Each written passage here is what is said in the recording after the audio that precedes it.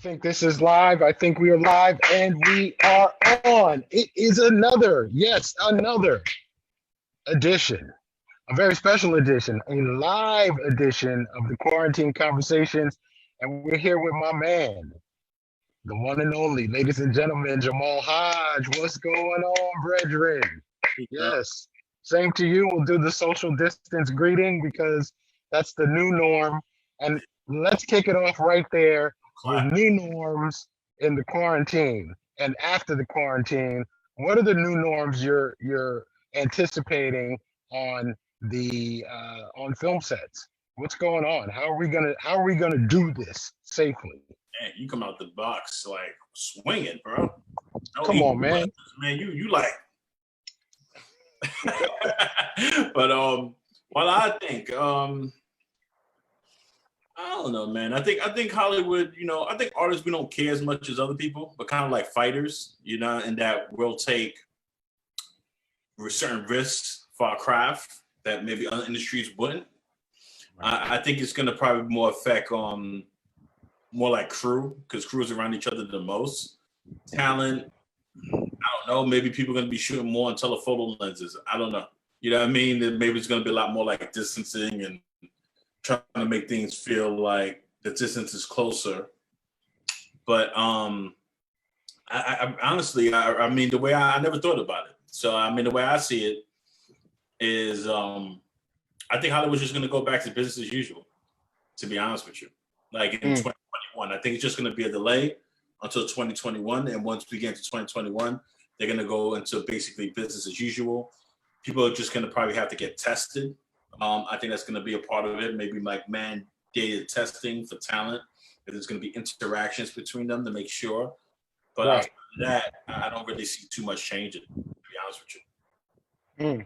That's interesting. And, we kind of started off right away because I wanted to sort of jump right into the conversation, but I want to back up a little bit because, first of all, you deserve a proper introduction.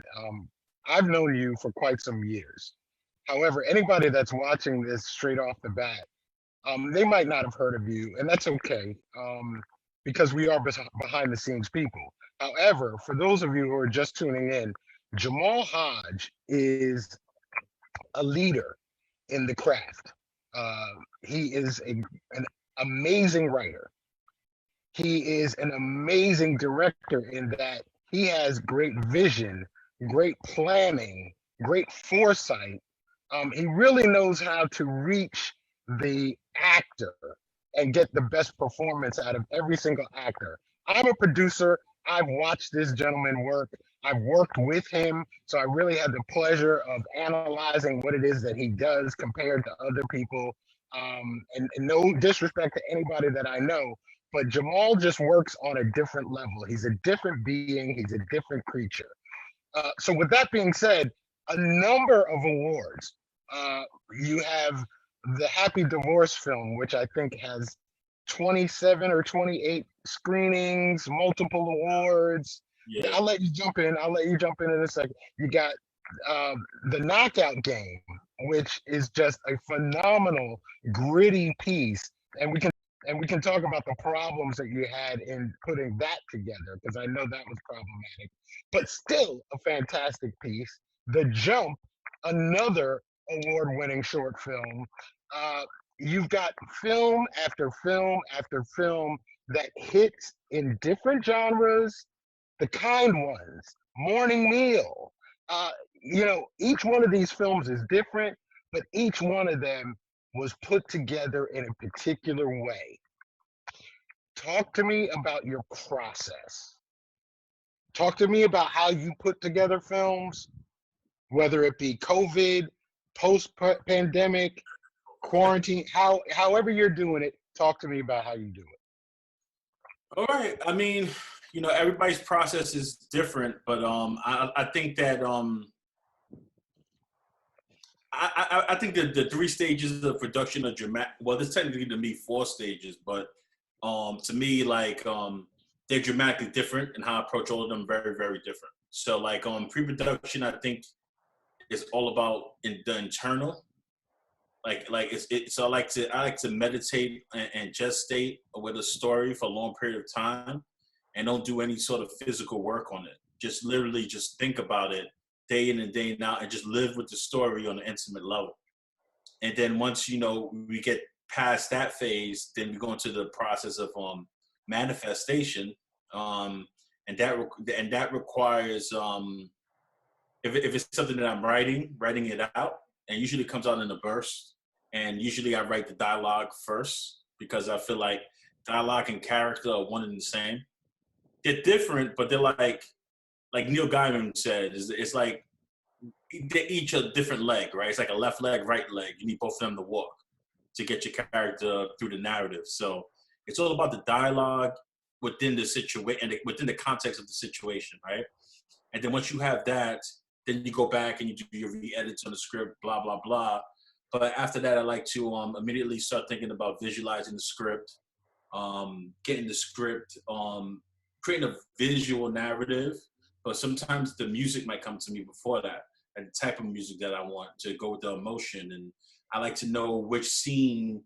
I don't think like every scene, the acting should be prioritized. And this sounds weird, but I believe different scenes require different focuses. Some scenes are actually a cinematography scene, the symbolism in the scene or the art direction of the scene, establishing the mood is more important. You know what I mean? Maybe the dialogue is not even relevant in that scene, but you have some dialogue to fill it, but it's more about the composition. It's telling you more of a story. Sometimes in another scene, the colors might be more important. You know what I mean? Like, Right.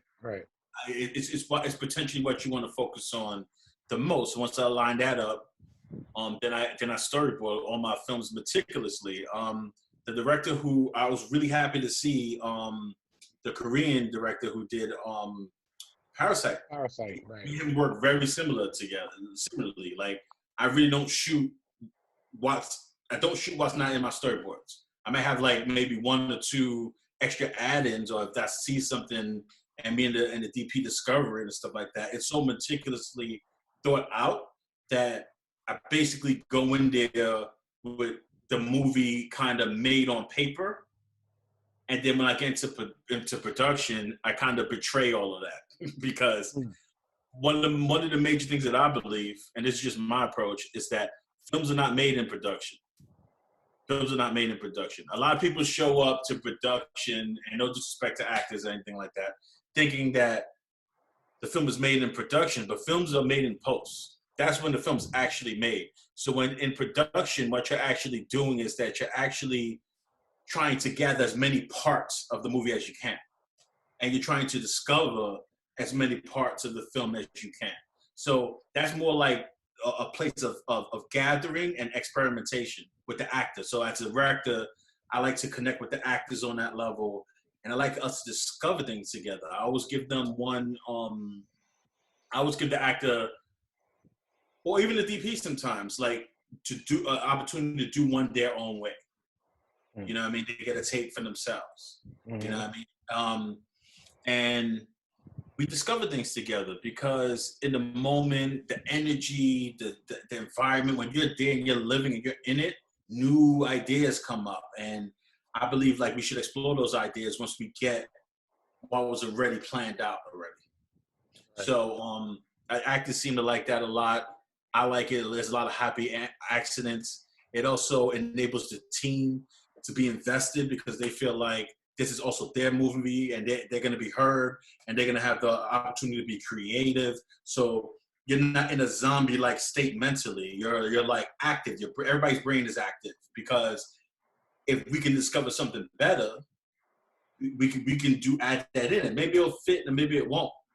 Some things are good just by themselves, and some things are good as a whole. But like at least we have that opportunity, right? And then in post is very much about it's like writing a book. It's all about re-editing, right? It's all about knowing when you're being to be a good writer is all about knowing when you're being a bad writer. The most important part of being a good writer is knowing when you're being a bad writer, so you can edit it.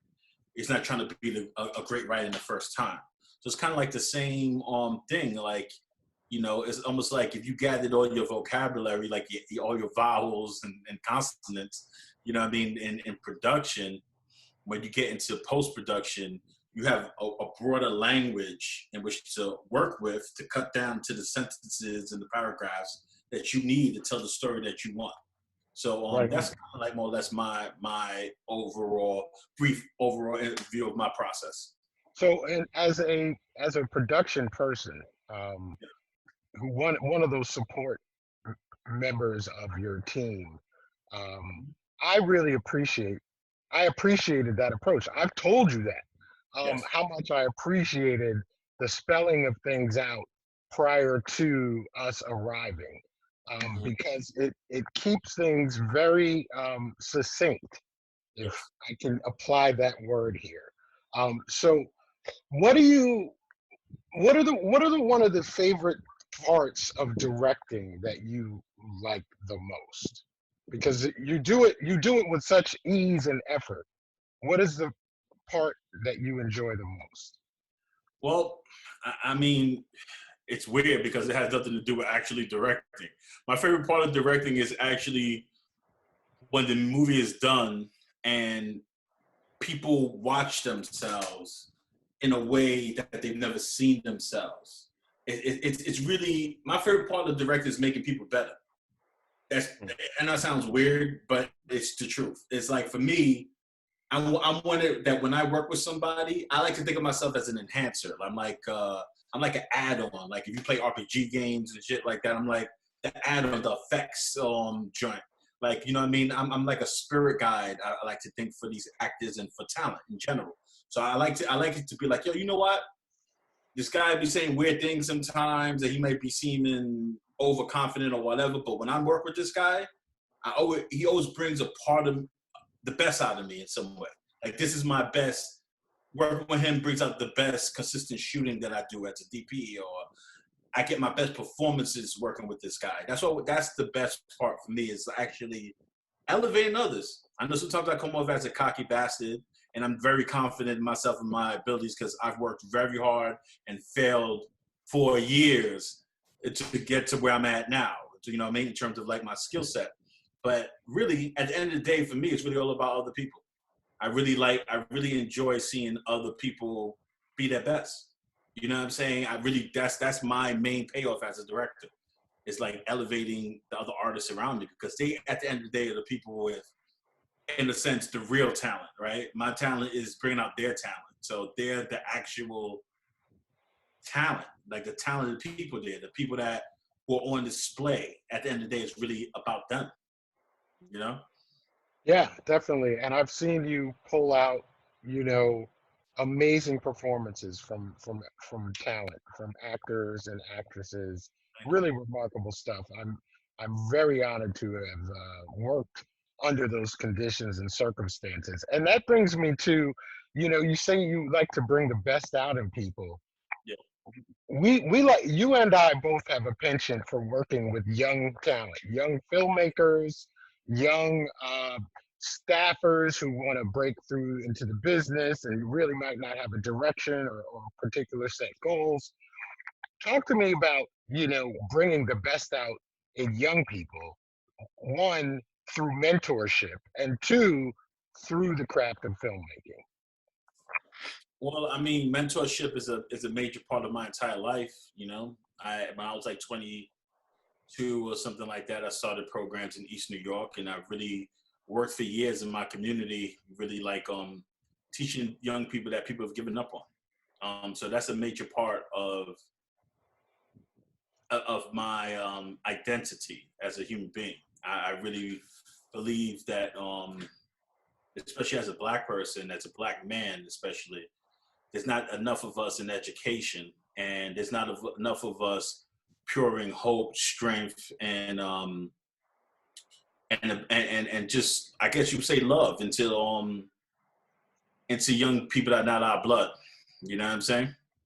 So I really believe in that. So I think mentorship is key, because if I had mentors, I honestly would be in jail right now dead, because I was a knucklehead, and so many people stuck up for me when I was in my teenage years, and got me off the streets, or just got me out of a really dark place that I feel like you always got to pay that back.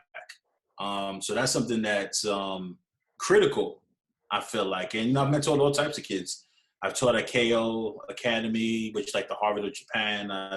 I've mentored white kids, I've mentored, Asian kids, Black kids, of course, what I mean, Latinos. And the main thing that you find from mentorship is that you really find yourself.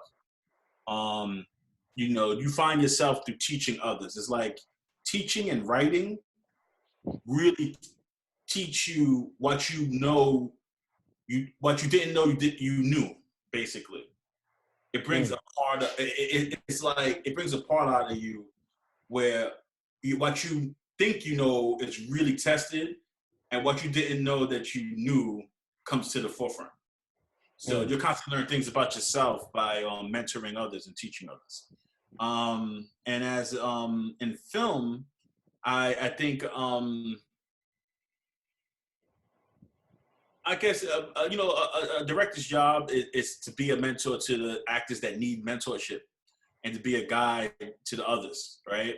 I think that everybody's looking for somebody who will be honest with them but won't judge them. And I think that providing a space like that, an environment like that, for whether people are old or young, it creates camaraderie that shows up in the final product, even if you lack resources. Because all the films we've done, we haven't really had real resources. I mean, I've worked on a show, TV show, Primal Instinct, and even then we didn't have elite resources. So I've never quite worked with elite resources on a production set outside of the commercial world. But like the ultimate resource is human beings, So if you provide a space of mentorship, of honesty but no judgment, I think you get great results. And that is a wonderful segue, because I want to ask you, since we're talking about young people, molding them, mentorship, how did you get your start? I don't even know. I've known you, but I don't even really know how you started in your quest to become the juggernaut you are now. I don't know, but you be OD, Lamar. These people hate me already, man. You try to get them to hate me even more, man. Not even, brother. Not even. I want people to know the Jamal Hodge that I know, and whether or not you use that word and you throw it around, but there's always some sort of competition in the business. People are competitive. They're competitive as hell.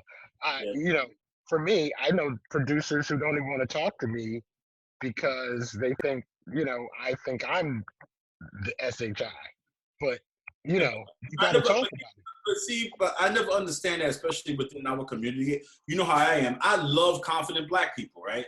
I love to see Black people because it's a luxury of the times that we can even feel like that about ourselves.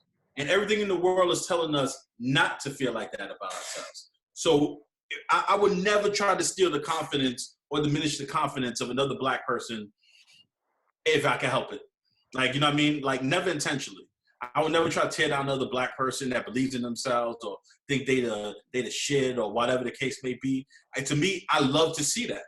So in my brain, it's hard for me to understand how somebody can have problems with somebody that's never disrespected them, never violated them, haven't done crimes, haven't abused women. Like, why is it that you're mad at? You know what I'm saying? Well, you said something earlier, and I don't mean to interrupt you, but you said something earlier that I've been ingrained with since I was a little kid. There's a fine line between confidence and conceit. Yes. People mistake confidence for conceitedness all the time, and conceitedness is not a virtue. No. Confidence, on the other hand, in any business, and as you know, I talk to young people about being confident in their presence, especially on a film set. You need to have confidence. You need to be aggressive. You need to be assertive. Now, you also need to know how to work with others and be, social in your, uh, even in your antisocialness. Some people are just antisocial naturally, but they still are able to fit into the film crew creed. You dig what I'm saying? So, the conceit and the confidence thing is a fine line. But I for would add something to that because I agree, but I don't care if you conceited or not. That's how you feel about yourself. I don't care how anybody feels about themselves if it's positive for themselves. You know what I'm saying? As long as you're not diminishing other people, why the hell do I care how you feel about yourself for? Right. It doesn't make Right. sense to me. It's like, why people getting caught up in how you feel about yourself if they don't even know your story or who you are? So I don't try to do that with anybody else too. If you think you're the shit, you think you're the best in the world, great for you. You know what I'm saying? I already know who I am to myself. So I don't understand that. I don't understand that mentality, but I know that it runs rampant within our community. You know what I'm saying? And it's kind of like, it's really it's like a disease in our community. It's one of the plagues. It's like one of the plagues of the Negro apocalypse, you know what I mean, in the community. And it's like something we really gotta work on, because it's like, if somebody, we try to find reasons not to like people rather than find reasons to like people. And my mindset is that I'm always just trying to find reasons to like people. You know what I'm saying? That are Black and that are out there making something of themselves. That's all that matters to me. And you're not saying that you're excluding other people, are you? Yeah, I'm excluding everybody. Nah, I'm joking. All other people. You know what I mean? Everyone was like, "What?" I could just talk about. I only could talk about what's going on in my own community, right? The community I'm part of. That's what I'm talking about right now. You know me. I'm like one of the most diverse people that I even know in terms of like the people that I know. But I can't speak to their communities. They'll have to speak to that for themselves. You know what I mean? But I can only speak, to my community. And that's a good point, because in film can be very segmented. Film crews can be very not diverse. I come from sort of a corporate film experience, big network background, and I was always the only Black guy. Sometimes, one of a small handful of, like maybe 50 or 60 people. I'd be like one of three, one of two. Sometimes I'd be the only one. For young African Americans, young Black, young Latinos, people of color who are trying to break into the business, and I know you're a teacher, you're teaching young kids and mentoring them now. What's some of that extra sauce you give them when you're trying to prepare them for what it's like in this business? So I didn't actually answer your last question. I'll answer this one and then I'll answer the next one right after. But I mean, what I try to teach young people is that this is just my opinion, of course. I could be completely wrong about this, but I feel like the major problem that we do with our kids, especially in America, is that we praise them before they've done anything. I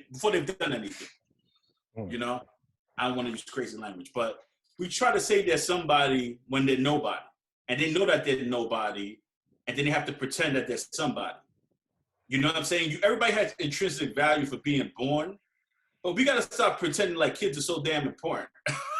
It sounds terrible, because we give them things that they haven't earned, and we don't create merit, a system of merit in their thinking in themselves.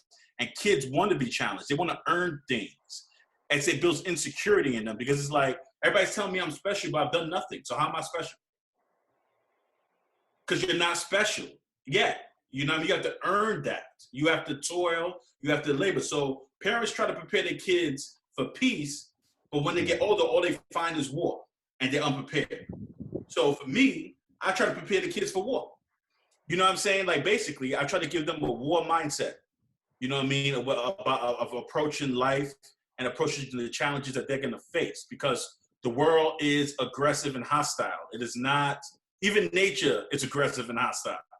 You know what I mean? So you have to prepare for those hostilities and the hardships you're gonna face, because hardships and pain finds everybody. But beauty and success is about taking that pain and those hardships and transcending them and turning them into something useful for others. So I try to prepare them for that within their mindset. And that's why I have such close connections to them, because they'll be like, oh, I'm gonna do this and everything's gonna be, you know, and I'm gonna be okay. I was like, if you have that mindset and you do this, you're still gonna find that the problems are still there. It's not about making things easier. It's about making yourself stronger. And that's my approach to education of young people. In terms of how I got my start in this industry was that I was in I was in like 15 years old and I was running around some gangs in Lower East Side and doing some stupid stuff. You know, I was kind of like, I love fighting. You know, I've been, I don't know how many times I've been to Central Bookings, man, when I was a kid, like over 30 times basically. Like, you know what I mean? Actually, I've had over like 50 street fights. I was really violent kid, right? So, but I was always a writer. And I wrote like 7 books on my hand when I was a kid, and I got something published when I was in 6th grade. So they took me, I was in the Scared Straight program, Inspector. So, you know, that's another whole story, right? I guess it worked, right, on me, right? So I went to, you know what I mean? I was shook, son. Changed my life. They took my shoes, threw it out the door. It was violating, son. But like, I went into DCTV. And we went on a trip to this firehouse, and I was like, yo, we're looking for interns. And I was kind of still like a young goon. I was back in the, you know, the 90s where we had all the fatigues on. You remember that, Lamar, man? Right. You know I do. You know I do. Skinny, son. I was ready to fight. I was mad skinny, boy. I was a skinny dude. Everything was baggy. I was mad skinny and tall. It was like, it was ridiculous, man. God. It was like, yo, what war are you preparing for, dog? You going home after Right. But like, you know, I went there and they gave me a shot, and I came there an hour early. I was nervous, and Hey Young Park, I love her to this day, man. She was like, yo, I see something in this crazy looking black kid, and you know, she took, you know, they took me in. I was weird. I never used to hardly speak, so I would sometimes go like 48 hours without saying a word to anybody. I was like a really weird, like, people don't understand like how crazy I was. My old friends do, but I was like in a really bad psychological place because I had experienced homelessness and being in the shelter system and all these different things. So, you know, it has you decide at a certain point, I don't want to feel anything. You know what I mean? So it took a long time getting out of that. But when I went to DCTV, they had a film program there, and I was like, wow, this is just an extension of writing.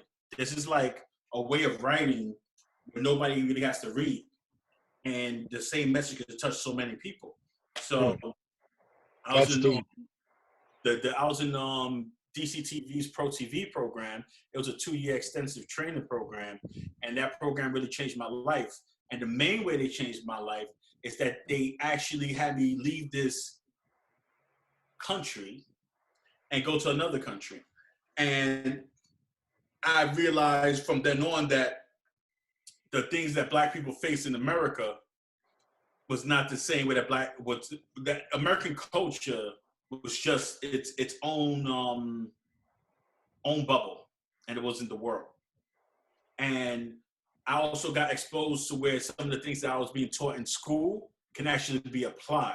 A lot of times when you're very, very poor and you're at the bottom of the barrel in society, the things that you're taught in school doesn't apply to the environment that you come from. So it's useless, because it's not gonna help in your survival, it's not gonna help in your parents' survival, it does nothing for you.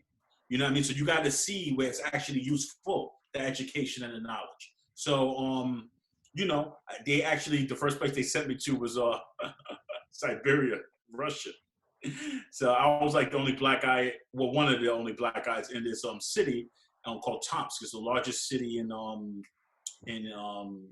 Siberia, and it was, at that point I was, I hated white. I'll just be honest. I hated white people when I was a kid, right? I was like, racist. I guess you would say black person racist, right? But over there, I met like a whole different type of white people, and they were mad cool, man. Like, you know what I mean? They went through a lot of struggle too.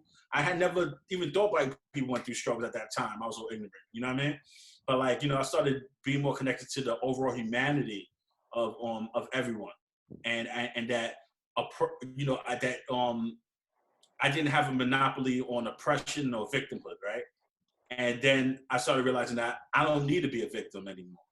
You know what I'm saying? And I started transcending that later on through life. But I don't have that mentality anymore at all.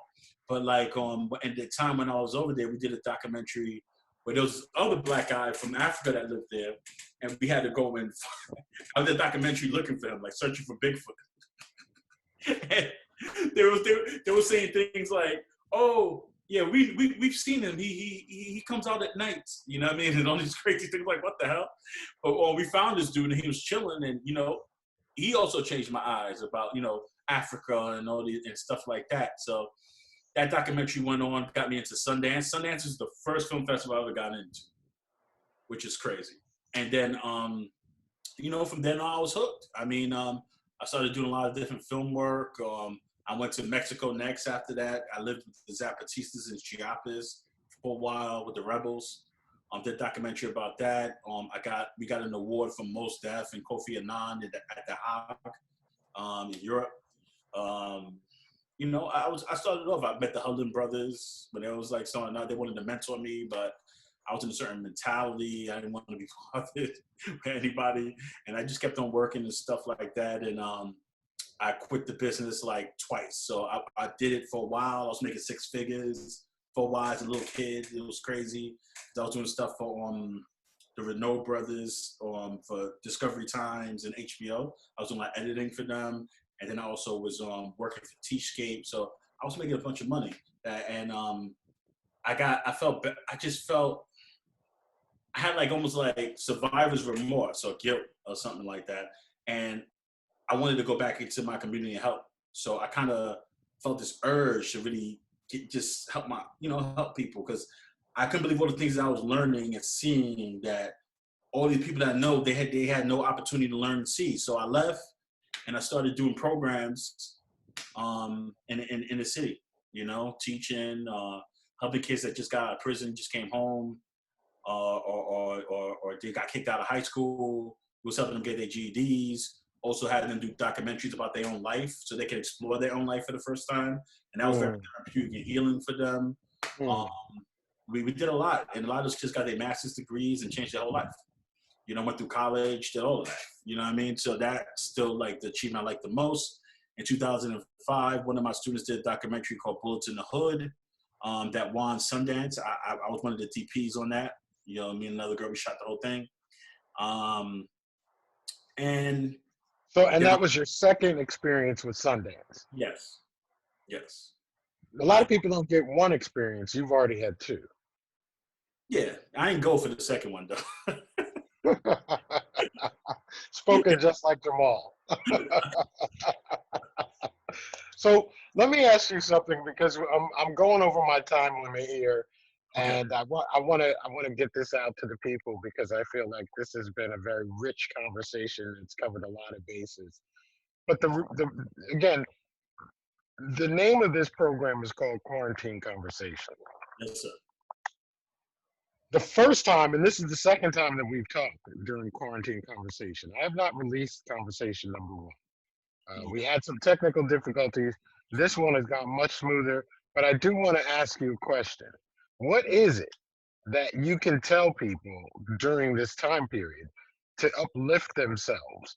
Because a lot of people are being mentally downtrodden by what they're reading, what they're seeing, how they're, the impact that COVID is having on their community, and at least in their general circle. What can you tell people that might be impacted negatively on how to big themselves up during this time period? So, like from 0 to 100, what level of honesty can I say? can I use? I would prefer that you be as honest as possible without denigrating others. You can't do that both, bro. It doesn't work. So 70% honesty then.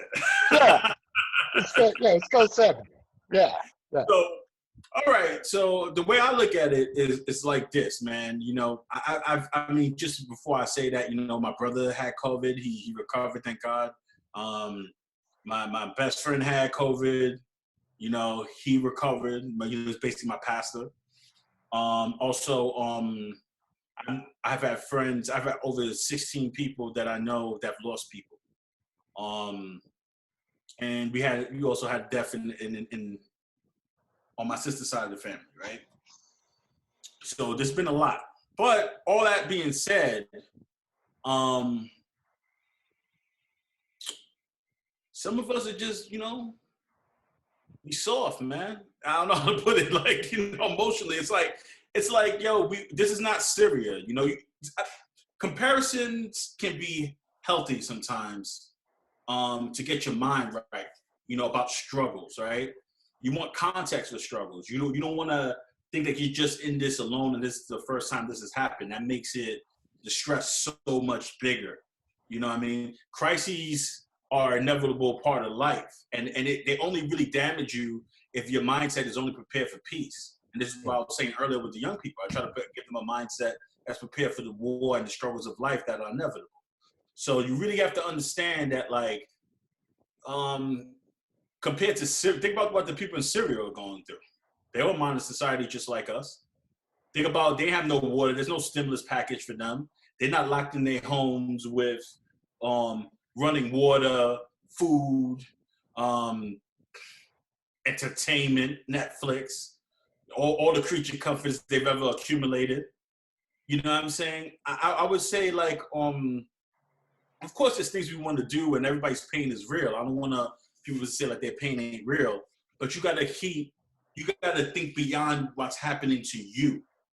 Keep it in perspective. Yeah, because depression is the most selfish emotion you can have, because it makes the whole world about you. And like, if you think about in a depressed mind or in the anxious mind, all you're thinking about, this shouldn't be happening. This shouldn't be happening to me. Why is this happening to me? Me, right? So if you really want to get out of that mental state, a state of fear and depression, start thinking about others. Think about what others are going through. Lose yourself in helping other people. Do what you can. Help the person next to you. Help your neighbor. Focus on that. Stop focusing on the problems of the world that you can't fix. Like, you know, a lot of times we're watching the news, we're watching about all those big issues that we have no say in.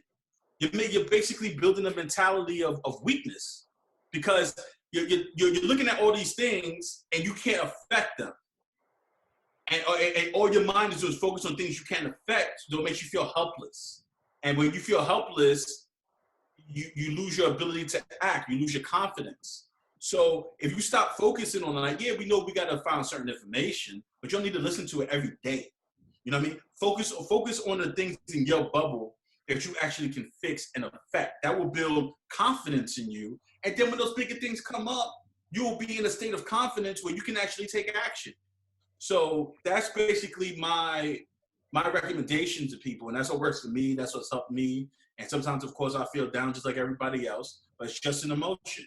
And emotions come and they go like the wind. What really matters is where is your focus. And my focus right now is on affecting the things that I can affect during this crisis, such as like trying to be my best self in the worst of times. So the worse times get, being more of a human being to others. I think that solution will bring some joy in this crisis. Remarkable words. And as we finalize that, before I ask for contact information and all of that, you mentioned about being the best that you can be during these times. And so we've talked about this offline, that, you know, I'm sort of going through this, you know, physical transformation and being the best that I can be. Have you actually reached those 100 burpees yet? No, sir. Not even close. Not even close. And on that note, you got around my faces, bro. yeah. I can only see the top half. I can only see the top half. I don't know what's going on right in this area. But with that being said, Jamal Hodge, the great director, the great producer, a great friend. It has been remarkable talking to you this afternoon. And if people want to follow you, I'm going to just blurt it out. Jamal Hodge at Facebook. And that's Jamal Hodge, not Hodges. Jamal Hodge. No And it's at Director H at Instagram, period, Director H. And then is there any other website or anything where people can see your links or your reel? DirectorHodge.com, director and HODGE.com. And that's basically it. You know, I'm open to, you know, I'm always open to help, you know, talk, you know what I mean, whatever the case may be, you know what I mean? I tell you what, this has been a great conversation. And you know, I do believe that our live stream crashed at some point during this conversation. I waited till the end to announce that. So anybody that's watching this, we apologize, but at the same time, I'm gonna make sure I get this thing out right away so that people can enjoy this conversation, because I know a lot of people were sending me messages and wanted to check this thing out for real. So Jamal Hodge, my brother, thank you so much. I will see you soon. I'm going to be traveling over in the next couple of days, and I will be heading back up top. I'm headed back up top and getting right back into the thick of things on Wednesday and Thursday, and ready to make it. So it's lock. Anyway, we're out. And by the way, I'm Lamar Jackson. Queen City Film Festival is the name of the game. We're coming back October 23rd, 4th, and 5th, 2020.